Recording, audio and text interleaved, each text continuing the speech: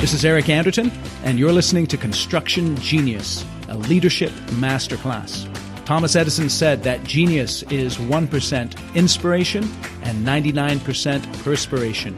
If you're a construction leader, you know all about the perspiration, and this show is all about the 1% inspiration that you can add to your hard work to help you to improve your leadership. This is episode 6 on construction sales. People purchase from people that they know, trust, and like.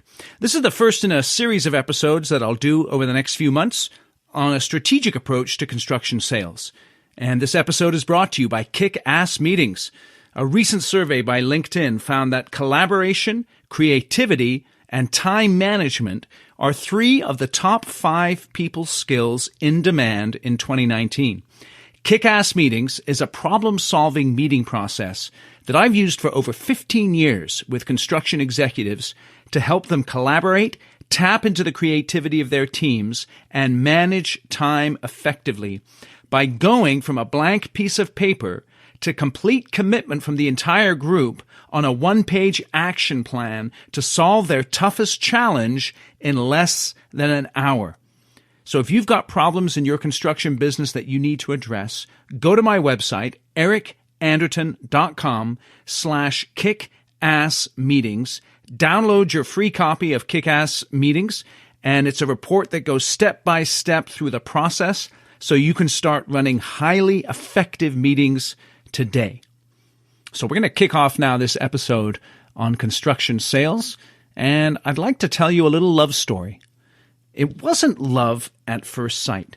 You see, I'm 8 years older than my wife. We first met when she was a teenager and I was in my mid-20s. And there were no romantic sparks. I saw her as a bit of a kid, and she thought of me as an old man. But as time passed, things began to change as we got to know each other. One of the truths of selling anything is that people purchase from people that they know, trust, and like. And in construction, if you're going to be successful at selling work, whether to owners, developers, or general contractors, people have to get to know you before they commit to working with you. So what we're going to do is we're going to look at each one of those aspects: know, trust, and like. So first, let's kick off by looking at 3 ways that you can get to know a potential project partner and they can get to know you. Number 1 is get your face in the place. Number 2, drop the ego. And number 3, persist. So let's start off by looking at get your face in the place. One of my construction clients is an expert at this. He's the CEO of his company, and he's the rainmaker. He's willing to drive, fly, and spend time getting to know potential clients. So get out of the office, hit the road, and meet your customers in person. You won't be able to learn anything about them by just talking on the phone. Showing up strengthens your potential project partner's confidence in you. Now, let's talk about your ego. Secondly, let's look at your ego. During the early days of World War II, Britain faced the Nazi menace alone. Winston Churchill was the British Prime Minister, and he had a massive ego, but he was not a fool. He realized that defeat was likely without American support, and he expended a great deal of energy getting to know the U.S. President, Franklin Delano Roosevelt. Churchill didn't grovel, but he framed the situation in terms that appealed to America. He emphasized the military and economic might of the U.S. and the responsibility and opportunity that came with that power, because Churchill's goal was to get the U.S. in the war on his side against the Germans. He understood he wasn't going to win the war by himself. So he didn't make it all about Britain as he was building a relationship with the U.S. and with Roosevelt specifically. And that helped to strengthen the relationship between the two countries. The construction services that you provide solve problems and add value to your clients. When you're getting to know them, don't make it all about you. Like Churchill, drop the ego and focus on how you can benefit them. So as far as getting to know someone, let's talk about the last thing now, and that is persistence.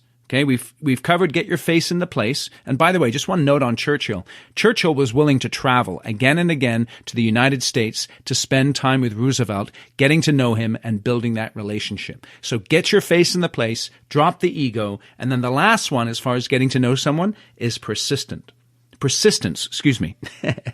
There's a funny commercial making the rounds at the moment. It's that TurboTax spot where some cheesy tech bro approaches a young woman and he's pitching this new app, but really he's looking to pick her up, right? He gets rejected and then he immediately pivots his attention to someone else. I'm all for brushing off rejection and moving on to the next opportunity, but there's also something to be said for the power of persistence. So this guy just goes right on to the next opportunity. And what happens to you when you get rejected the first time by someone? You show up at a GC's door and you say, hey, you got anything happening? Any projects on the books? Anything that we can work on? And they say, oh, no. And then do you ever go back and visit them again and again and again? I'll tell you, I've been in sales for over 30 years. And one thing I have learned is that persistence pays off.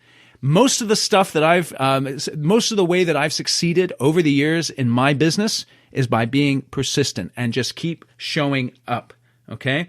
So, those are the three things that you need to do in order to get to know people. Number one, you've got to get your face in the place. Number two, you've got to drop the ego. Number three, you've got to keep showing up. So if you own a construction company, you're a firefighter, right? And you probably have fires to fight on current projects and you feel like you don't have time to go through the selling process. And I want to encourage you. I've talked to CEOs of billion-dollar construction companies, and they are absolutely laser focused on the importance of themselves personally being involved in the selling process. And if you are a senior executive in a construction company, you have no excuse not to get stuck in and get out front and start selling work and start developing business. So let me give you a practical application here. Create a list of your top 10 to 20 potential clients and start showing up at their office with a proactive, ego-free, problem-solving mindset and a commitment to persist until you win a project. Now, back to my relationship with my wife. My wife's no longer a kid, right? And I'm a bit closer to being an old man. At the end of the last year, my wife and I, we celebrated our 15th anniversary in Kauai. We got to snorkel with turtles. We got to leave the kids behind. It was pretty sweet. Years ago, as we got acquainted, we began to see each other in a different light. And we married 6 years after we first met. We'd become comfortable with the commitment of marriage as we got to know each other. So keep in mind, people purchase from folks that they know, trust, and like. So let's look at the second aspect of this, and that is trust. All right, so we're going to talk about now 3 practical ways to build trust. Okay, now I'm recording this in February of 2019, right? January flew by.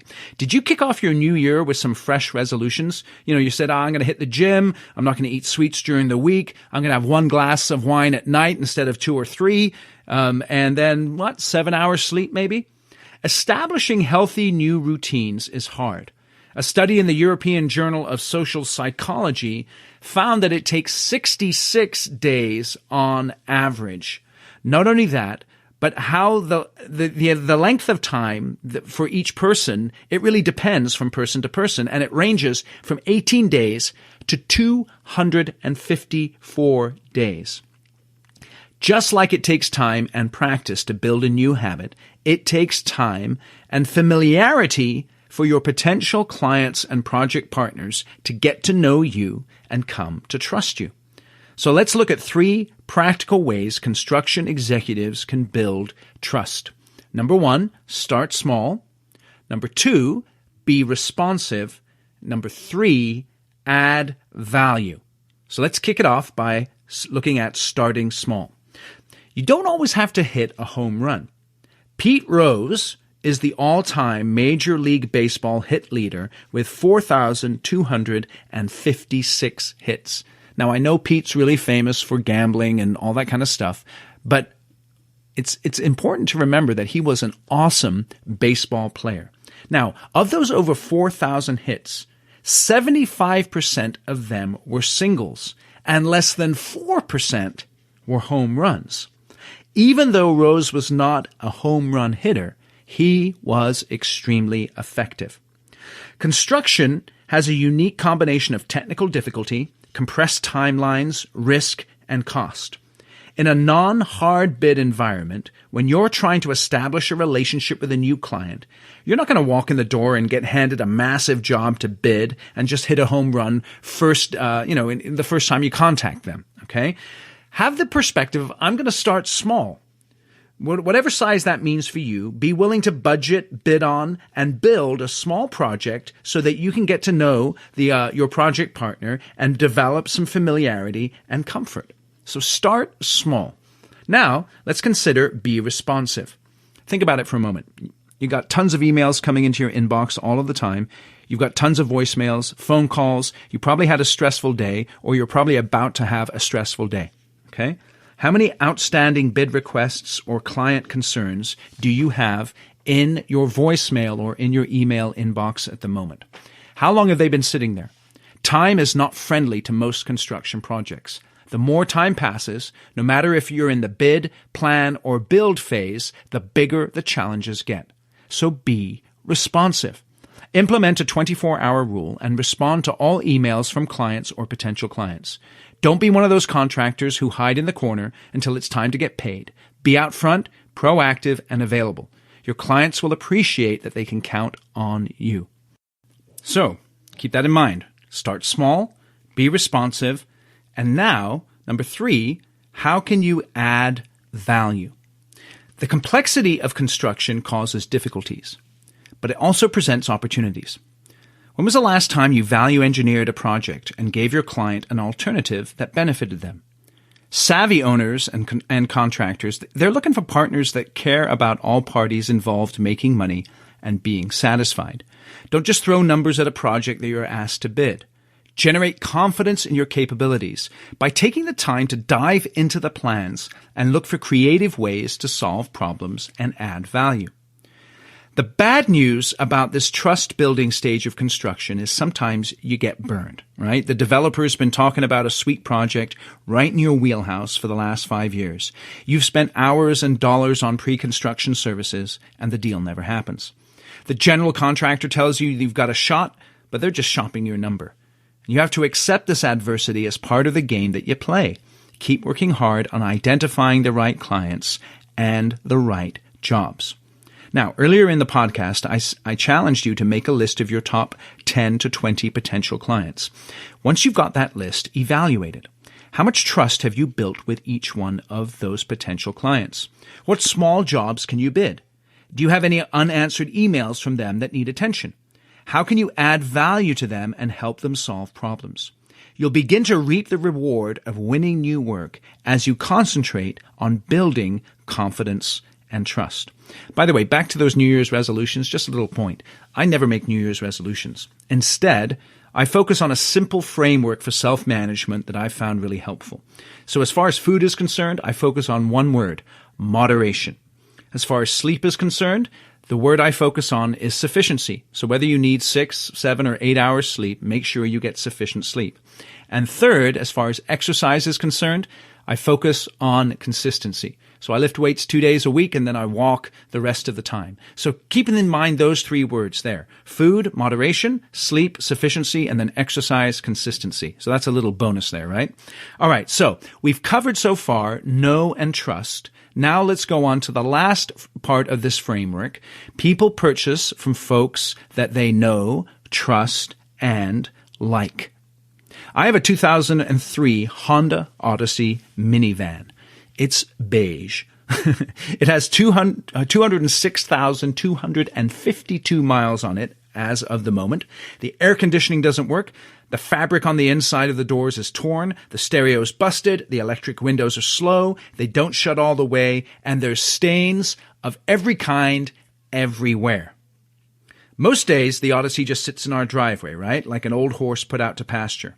On weekends, I like to take it out for a spin. Ferrying kids to soccer games, I don't care if it gets muddy. Yesterday, I went to my friend's house and I picked up a fridge that I threw in the garage because we needed an extra fridge, right? You know, the one in the kitchen's all stuffed with food. So, you know, he was getting rid of his fridge. So we just threw it in the back of the van and brought it home. I like to go on Home Depot runs and stuff like that. I just like cruising around in my hoopty minivan. I don't know what it is, but as I'm going down the street and I got my hand out of the window and I'm cranking the tunes on the garbage stereo, it just feels good on a weekend. We've been exploring in the last few minutes here the idea that people buy from folks that they know and trust. So let's look at 3 ways that you can get people to like you. And these are 3 critical ways in terms of your selling. Number 1, be an equal. Number 2, be helpful. And number 3, be yourself. Okay? So first let's talk about equality. Think back to that movie Shrek. You remember the movie Shrek, right? Eddie Murphy, he voiced the role of the donkey. And Donkey was a bit insecure and super anxious to win the friendship of the ogre Shrek. Okay? So eventually Donkey and the ogre grew to like each other, but it wasn't because, if you'll pardon the phrase, the donkey kissed Shrek's ass. When you're selling work to potential or existing clients, don't be subservient. Show up as an equal.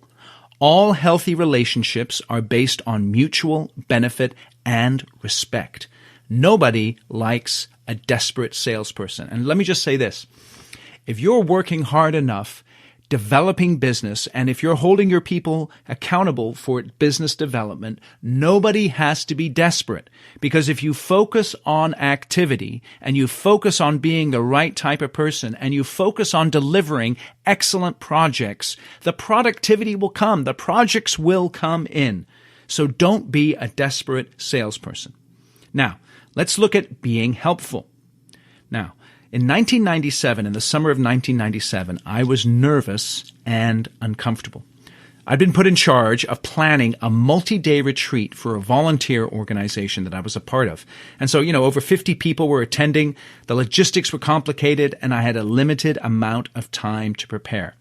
Now, I'm an expert at facilitating retreats, but planning them is not my strong suit, and I felt anxious and overwhelmed. And as the date of the retreat rapidly approached, I was stressed out. And then Mike stepped in. Now, Mike is a guy who was also involved in that nonprofit. He was a fellow volunteer, and he noticed my discomfort. And it's interesting because Mike was quite a bit younger than me, maybe like 4 or 5 years younger than me, which at the time was quite a lot. And he asked if I needed assistance. And I didn't really know him that well, but I soon found out that he was an expert event planner. He helped me put everything together, and the retreat was a smashing success.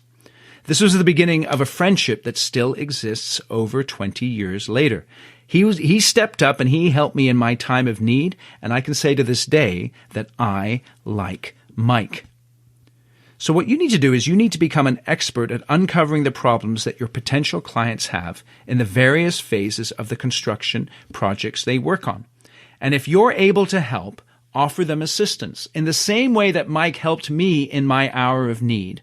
Develop your abilities to figure out what the needs of your clients are and meet those needs if you can. Offer to help them, and if they accept and you're successful, you can be confident that they will begin to like you. So be helpful. Now, the last thing is this. Be yourself.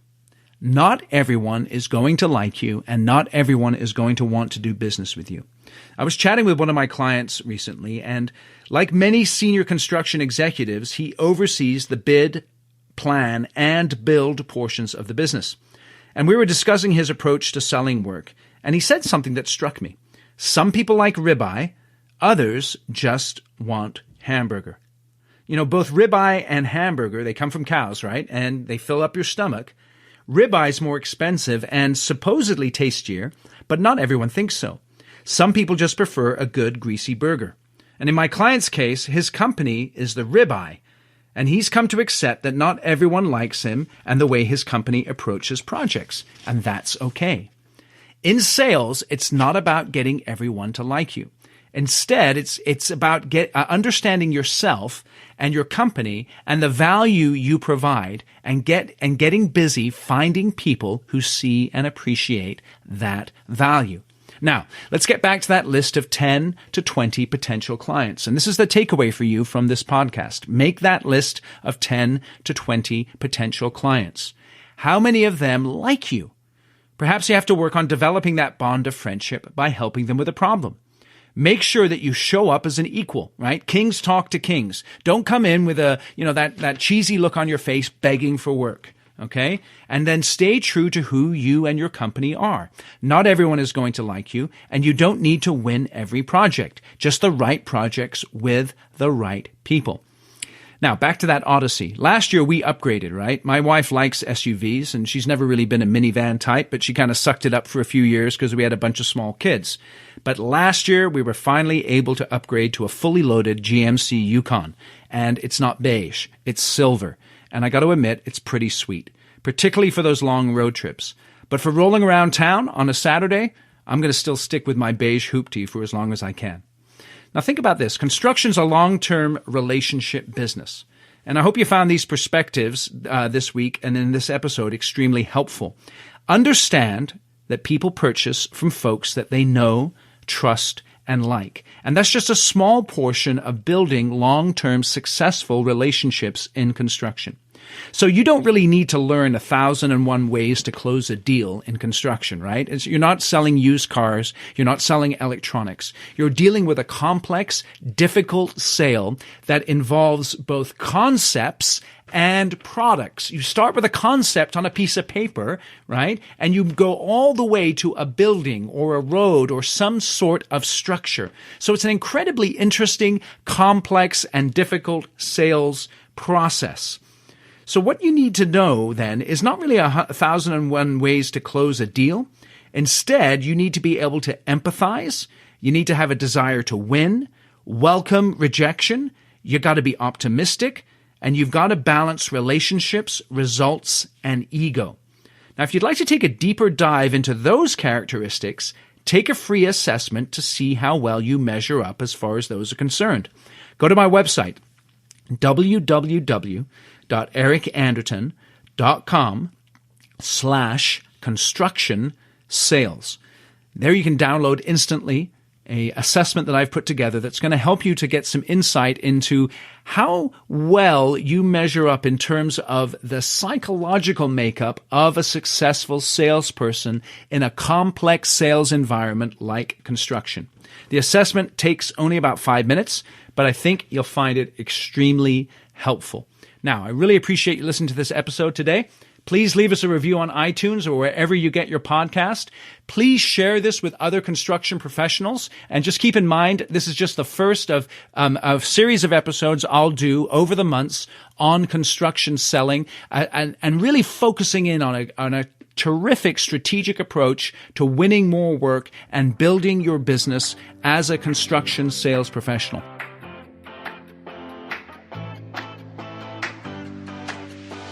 Thank you for listening to this episode of Construction Genius. Hope you found that 1% of inspiration to help you in the next few days.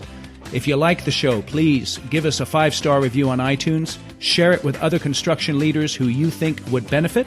And always remember that the show is brought to you by Kick-Ass Meetings. I've been working with construction leaders since 2004, teaching them how to run extremely effective problem-solving meetings that gets their people collaborating, taps into their creativity. And to get yourself a free copy of the Kick-Ass Meeting Report, go to www.ericanderton.com/kickassmeetings. Grab yourself that free report, read it, use it in your business. You'll find it extremely useful. And thanks again for listening.